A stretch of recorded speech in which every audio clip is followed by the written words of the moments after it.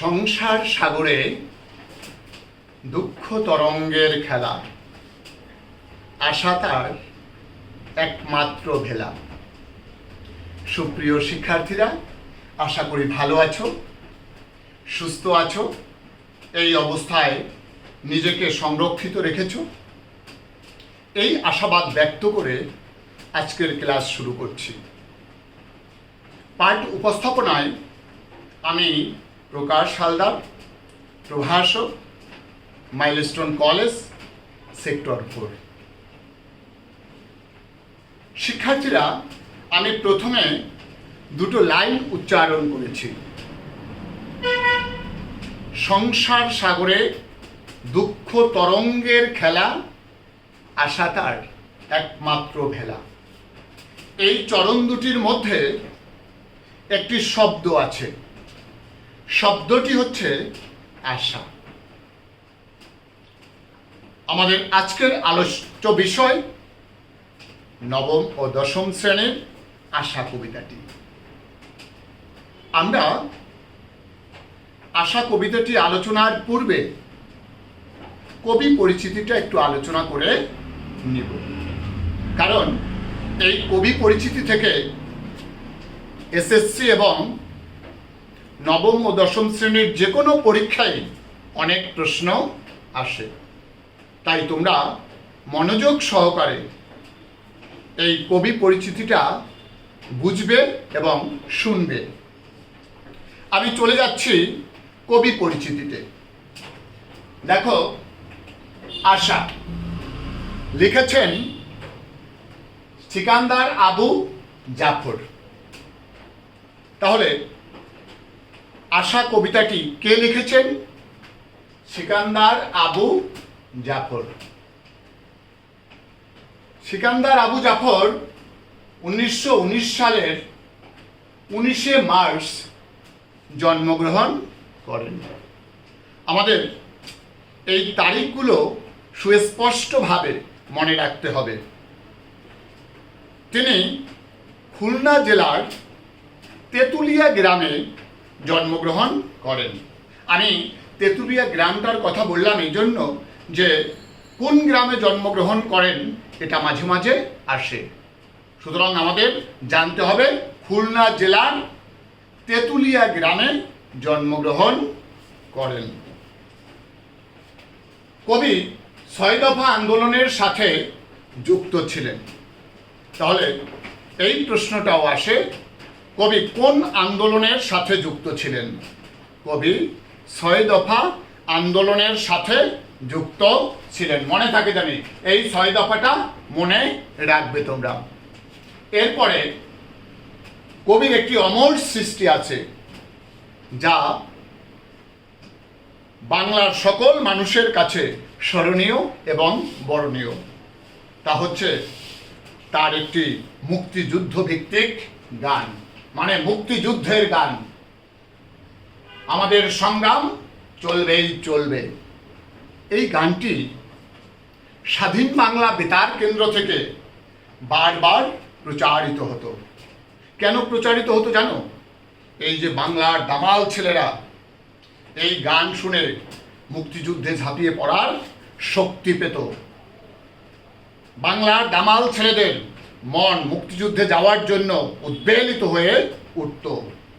এই হচ্ছে সেই গান, আমাদের সংগ্রাম চলবেই চলবে, আমাদের সংগ্রাম চলবেই চলবে।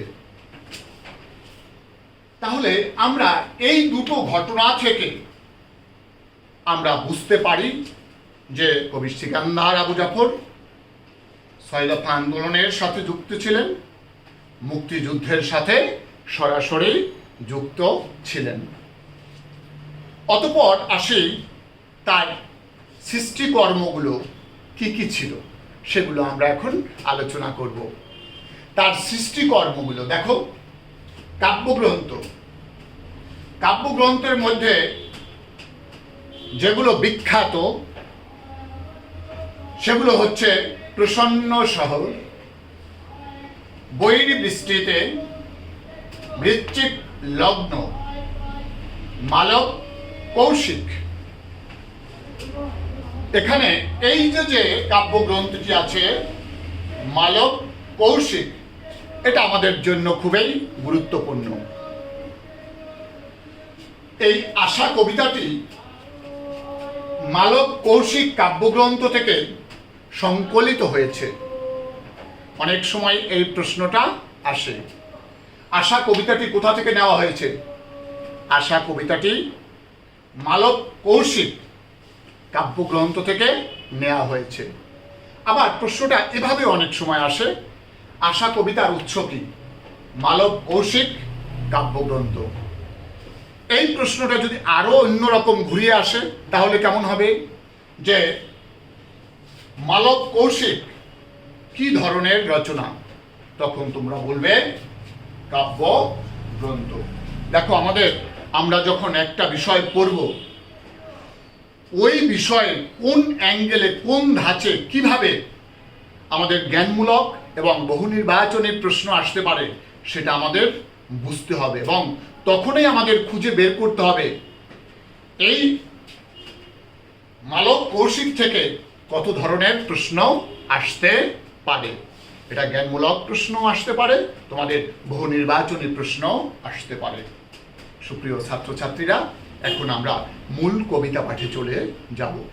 কবিতাটি একটি চমৎকার কবিতা। এটা শুধু আমরা পড়বই নয়, এটা থেকে আমরা আমাদের বাস্তব জীবনে, পার্থিব জীবনে অনেক কিছুই শিখব। আমি কবিতায় চলে যাচ্ছি। আশা, সিকান্দার আবু জাফর। আমি সেই জগতে হারিয়ে যেতে চাই, যেথায় গভীর নিশুত রাতে জীর্ণ বেড়ার ঘরে নির্ভাবনায় মানুষেরা ঘুমিয়ে থাকে ভাই। এই চারটা লাইন প্রথমে আমার বুঝতে হবে কি হারিয়ে যেতে চায়। তাহলে কি হারিয়ে যেতে চায়? কবি হারিয়ে যেতে চায়। কোথায় হারিয়ে যেতে চায়? যেথায় মানুষ নির্ভাবনায় ঘুমিয়ে থাকে। কোথায় মানুষ নির্ভাবনায় ঘুমিয়ে থাকে এবং কারা নির্ভাবনায় ঘুমিয়ে থাকে সেই বিষয়গুলো আমাদের জানতে হবে। কারা নির্ভাবনায় ঘুমিয়ে থাকে? তুমি দেখবে আজকে যারা সাধারণ মানুষ, শ্রমজীবী মানুষ, কৃষক, আজকে যারা দিন আনে দিন খায়, এই মানুষগুলোর মধ্যে কিন্তু অতটা চিন্তা চেতনা নেই, চাওয়া পাওয়ার আকাঙ্ক্ষা অতটা নেই, বিত্ত বৈভবের আশা তাদের অতটা নেই। কবি তাদের কাছে চলে যেতে চান, কবি তাদের সান্নিধ্য পেতে চান, কবি সেই জগতে হারিয়ে যেতে চান। আমি চারটা লাইন আবার পড়ছি।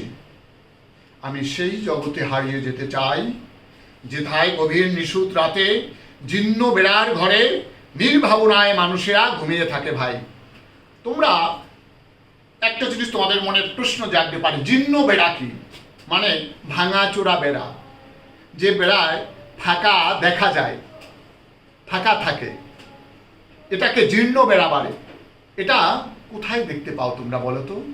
অধিকাংশ ক্ষেত্রে কৃষকদের বেড়া এরকম থাকে, গ্রাম অঞ্চলের কিছু ঘর এরকম থাকে যার বেড়াটা জীর্ণ থাকে। তাহলে কবি ওই জায়গায় যেতে চান। যেথায় লোকে সোনার উপার পাহাড় জমায় না, বিত্ত সুখের দুর্ভাবনায় আয়ু কমায় না। তাহলে কবি বলছেন যেথায় মানুষ সোনার উপার পাহাড় জমায় না। সোনার উপার পাহাড় জমায় না কথাটির অর্থ হচ্ছে মানুষগুলো সারাদিন সম্পদ আহরণে ব্যস্ত থাকে না। এরপরে দেখো আর একটা লাইন, বিত্ত সুখের দুর্ভাবনায় আয়ু কমায় না। বিত্ত সুখ কি? বিত্ত মানে সম্পদ, আর তারা সুখী হতে চায়। মেইন কথা হচ্ছে তারা শুধু পাইতে চায়, তারা যত পায় তত চায়, যত চায় তত পায়, তাদের চাওয়া পাওয়ার কোনো শেষ নেই। তারা এই সম্পদ আহরণের জন্যই সারা দিন সারা রাত্র ব্যস্ত থাকে। কবি এই ব্যাপারটি পছন্দ করেননি। কারা করে এটা? অধিকাংশ।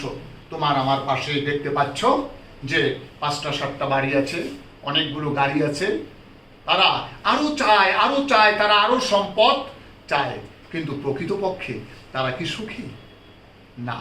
খোঁজ নিয়ে দেখো, তারা সেরকম ভাবে সুখী নয়। তারা রাত্রে ঘুমাতে পারে না, তাদের অনেক দুশ্চিন্তা এই মনে জেঁকে বসে। সুতরাং কবি চাচ্ছে এ থেকে মুক্ত হতে।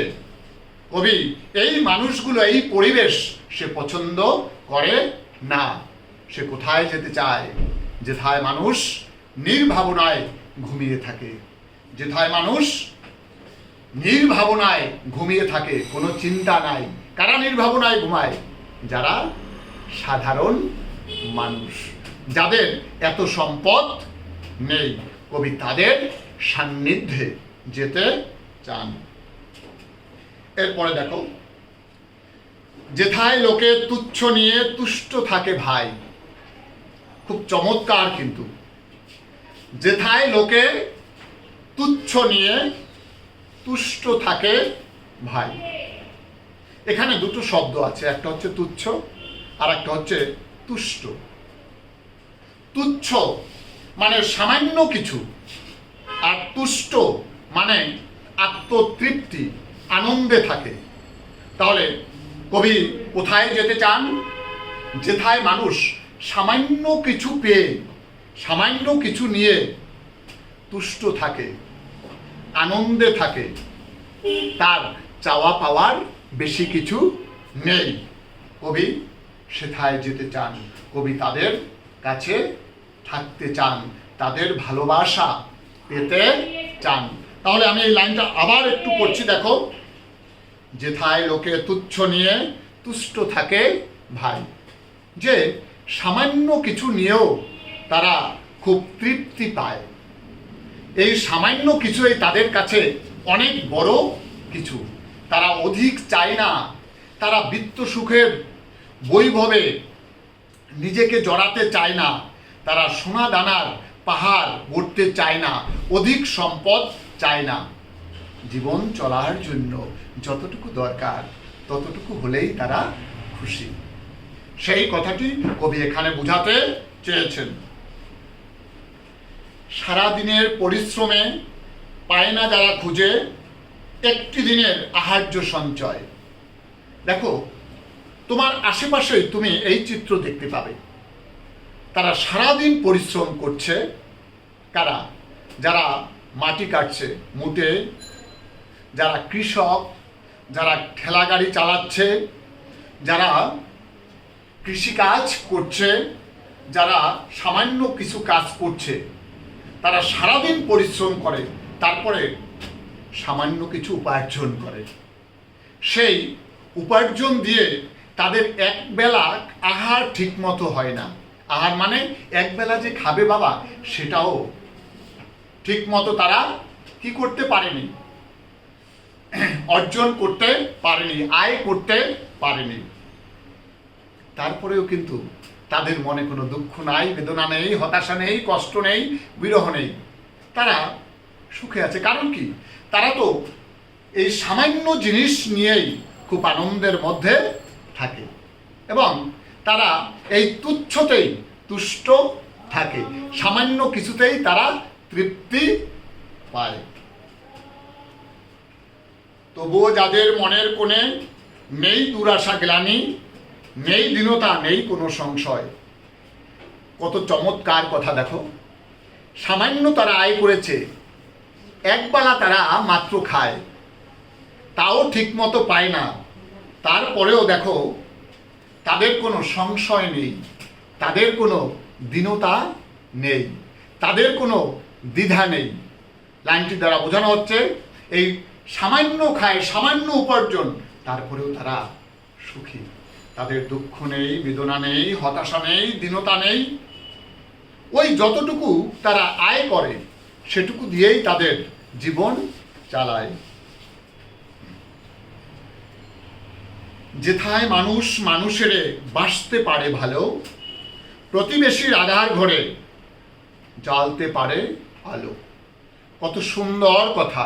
আমি আবার পড়ছি, যেথায় মানুষ মানুষেরে বাসতে পারে ভালো, প্রতিবেশীর আধার ঘরে জ্বালতে পারে আলো। আজকে তুমি আমি শহরে থাকি, তোমার পাশের ফ্ল্যাটে কে থাকে অনেক সময় আমরা জানি না। সেখানে যদি তাদের রোগ শোক দুঃখ কষ্ট জেকে বসে, আমরা কিন্তু একটু উকি দিয়ে দেখিও না সেখানে কি হচ্ছে।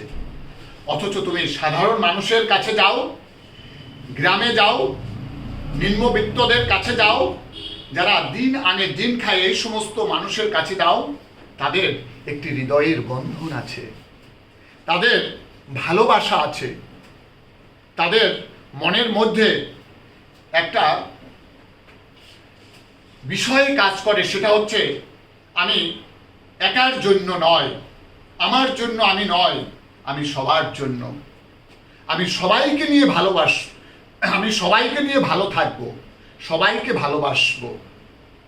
দেখো কত সুন্দর লাইন, যেথায় মানুষ মানুষেরে বাঁচতে পারে ভালো, প্রতিবেশীর আধার ঘরে জ্বালতে পারে আলো। কোথায়? গ্রাম্য পরিবেশে, সাধারণ মানুষের। কবি সেইখানে হারিয়ে যেতে চান। বলছে, এই ইট পাথরে বড়লোকের মধ্যে আমি থাকতে চাই না, আমি সাধারণ মানুষের মধ্যে যেতে চাই, যে জায়গায় মানুষেরা মানুষকে ভালোবাসে, অন্তরের অন্তর সম্পর্ক আছে, হৃদয়ের টান আছে। একজন মানুষ বিপদে পড়লে 50 জন মানুষ তার কাছে এই বিপদ রক্ষার জন্য চলে আসে। একজনে অসুখে পড়লে তার প্রতিবেশী সবাই তাকে দেখতে আসে, তাকে সান্ত্বনা দেয়, তাকে ভালোবাসা দেয়, তার অসুখ সারানোর জন্য যা কিছু করা দরকার তারা করতে চেষ্টা করে। তাহলে এই যে প্রতিবেশীর আধার ঘরে জ্বালতে পারে আলো, সত্যিকার অর্থেই তারা প্রতিবেশীর কাছে যায়, তাদের সুখ দুঃখ বোঝার চেষ্টা করে। এই ছিল আমার আশা কবিতাটি। আশা কবিতা একটু ছোট, কিন্তু তুমি যদি অন্তরের অন্তঃস্থল থেকে এটাকে বিচার বিশ্লেষণ করতে চেষ্টা করো, দেখবে কবিতার মধ্যে কত সুন্দর একটি মাহাত্ম্য লুকিয়ে আছে। এটা কত তাৎপর্যময় একটি কবিতা। শিক্ষার্থীরা, আমরা কবিতাটা পড়লাম। আমি